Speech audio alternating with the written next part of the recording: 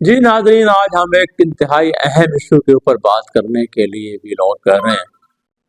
जैसा कि आप जानते हैं कि ज़िला मियाँ वाली समेत मुल्क भर में प्राइवेट अस्पतालों का एक जाल बिछा हुआ है।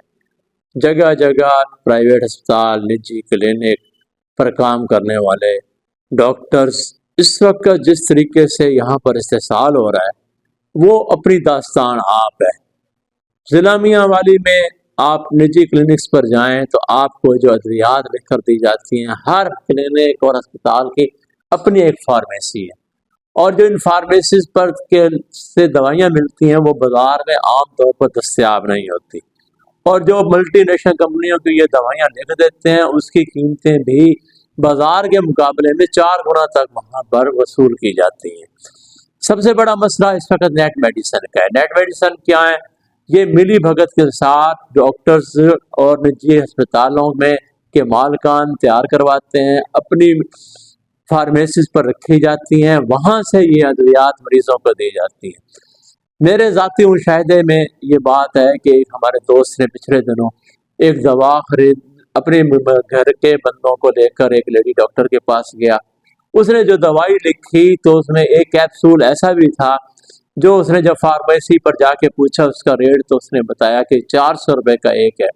लेकिन जब वो शहर आया और उसने बाज़ार से मेडिकल स्टोर पर जाकर उसकी कीमत पूछी तो उसने बताया, मेडिकल स्टोर के मालिक ने, कि ये अच्छी क्वालिटी का अच्छे फार्मूले के साथ जो इसके कैप्सूल की कीमत है वो सिर्फ 90 रुपये है।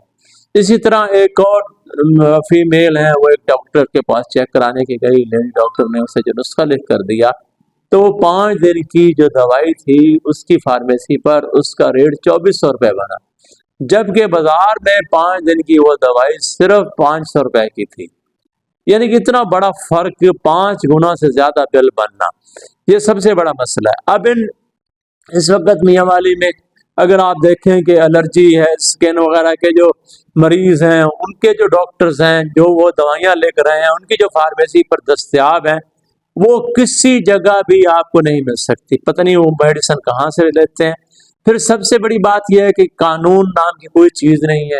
महकमा हेल्थ के ड्रग इंस्पेक्टर जो हैं वो इन्हें चेक ही नहीं करते, ना ही चेक करने की ताकत रखते हैं। वो वैसे ही खौफजदा रहते हैं क्योंकि एक बहुत बड़ा माफिया काम कर रहा है मेडिसिन के अंदर भी और वो उनसे मिली भगत भी है।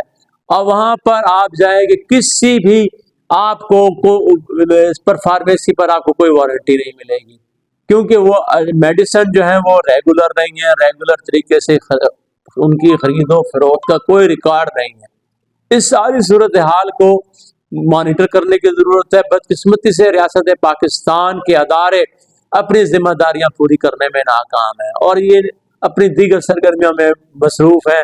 आम आदमी को इन कंपनियों के, इन लूट खसूट करने वालों के आगे फेंक कर जो भेड़ियों की तरह इन्हें जो है नोच रहे हैं उन्हें छोड़ दिया गया है और अपनी आंखें बंद करके हुकाम बैठ गए हैं।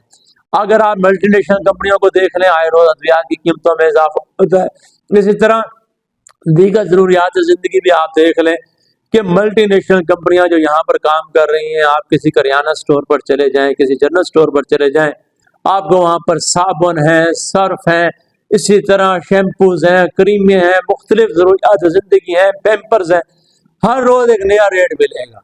इन्हें कंट्रोल करने वाले ही कोई नहीं है। आप मोबाइल कंपनियों के देख लें जिस तरीके से ये लोग इसके जो है ना पैकेजेस के अंदर लूट रहे हैं लोगों को, वो भी एक अहम जो बात है। क्या हुकूमत पाकिस्तान की जिम्मेदारी नहीं है कि आम आदमी को इस मसरूई महंगाई से निजात दिलाए? ठीक है, महंगाई एक बड़ा इशू है, कोई शक नहीं, लेकिन जो मसरूई महंगाई है मैं समझता हूँ कि अगर इसको कंट्रोल कर लिया जाए तो आम आदमी को आधे से ज्यादा जो है वो रिलीफ मिलेगा। हुकूमत पाकिस्तान तमाम मसाइल छोड़कर, हुकूमत पंजाब अपनी तमाम मसरूफियात छोड़कर, दावे छोड़कर इन बुनियादी मसाइल की तरफ तवज्जो दे।